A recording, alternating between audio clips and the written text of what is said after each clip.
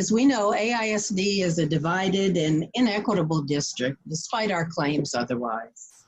Some AISD campuses enjoy disproportionate advantages, due in part to some having wealthy, well-connected parents who can bring significant outside resources to their schools and thus often have a disproportionate voice in district decisions. As an at-large trustee, what would you do to knit the district back together and ensure equitable treatment of students and campuses, and at the same time empower families across the district as schools reopen safely?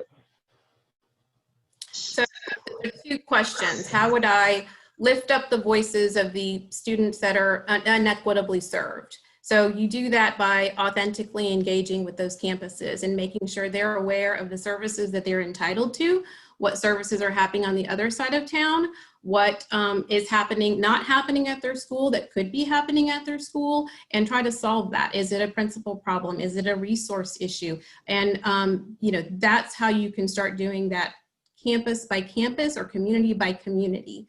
I don't think there's a silver bullet. It's going to take all of us working together to kind of find that, you know, find where that is, that inequitable, you know, where it is and how do we make that equitable. And that's an ongoing thing. Having been listened to Dr. Hawley, which has been fantastic. It's not, you know, one and done and then we're fixed and then we move on. It's something that's a constant ongoing piece that's going to have to be involved in all of the work that we do, whether it's academic planning, budget planning, program planning, bond planning, and I missed the second part of your question and my time's up, so. Okay, that's quite all right. You got most of what we needed.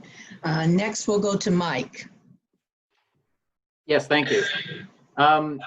So, I mean, first and foremost, I think we all agree that a comprehensive, detailed equity audit is absolutely necessary in the district to really dive into all of the codified policies and procedures that exist.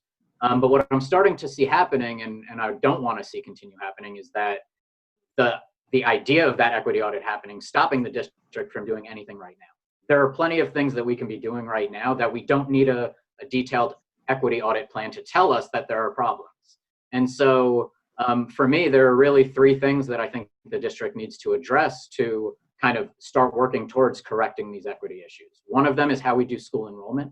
I believe that our school boundaries actively maintain that 1928 city master plan that overtly segregated the district. And since then, we have kept students kind of zoned to schools that are overly segregated. In addition to that, we have to address our how we fund our individual schools within the district, not the money we get from the state, but the money that we have here in the district. So right now we fund our schools with a staffing allocation, but that doesn't necessarily represent student needs. So I'm a proponent of a student-based budgeting system where funding is appropriated to schools based on weighted student needs. It makes it a much more transparent system that we can actually follow the funds. In addition to that, I believe we need to engage in a community-led school redesign process that takes place cyclically and that can move throughout the district, and that we can actually give communities a voice that they have never had before. Thank you. Thank you. And next we will go to Jared. I'm sorry, Ms. Evans, if you don't mind, can you please repeat that question? Certainly. AISD is a very divided and inequitable district despite our claims otherwise. Some AISD campuses enjoy disproportionate advantages due to wealthy, well-connected parents who can bring significant outside resources to their schools and thus often have a disproportionate voice in district decisions. As an at-large trustee, what would you do to knit the district back together and ensure equitable treatment of students and campuses and empower families across the district as schools reopen? Oh, that's a great question. You know, Ms. Evans, I've actually began doing that already. You know, it's about uplifting the voices that have oftentimes been silenced. So most of the time, that's our students of color, that is our families of color, that is our special education, our dual language, our students, the ones that we are ultimately here to serve, and basically even our low socioeconomic families and things like that. So those are I guess, I guess, groups of people that I specifically will be targeting. I want to hear those inputs of those people. Since I've been an advocate for our public school system in AISD, I have ultimately done that. Oftentimes when the school closures plans was going through, I was there and I heard these students, 6 years old, saying, please do not close my school. And so when I heard that, I was the main one in the crowd yelling, please listen to the students, you know, and it's those kind of trustees that we need on the school board ultimately that are uplifting those voices that don't feel respected.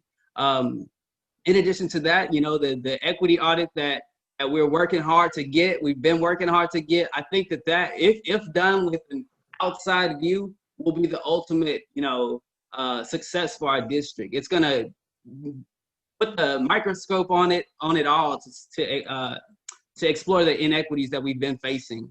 And I just can't wait to see that happen in a true and authentic way.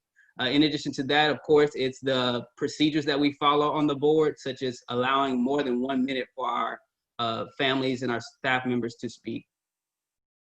Thank you. Nolita?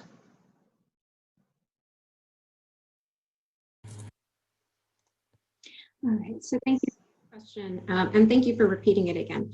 So I would say, you know, improving equity district-wide, not only fully funding and fully staffing the equity office, but also in establishing the expectation that our district will have a stable chief equity officer, which requires a contract of at least 2 to 3 years. The other thing would be, of course, to procure an independent, comprehensive district-wide equity assessment, and then from there implement actionable recommendations. I also think we really need to go in terms of like knitting the community back together.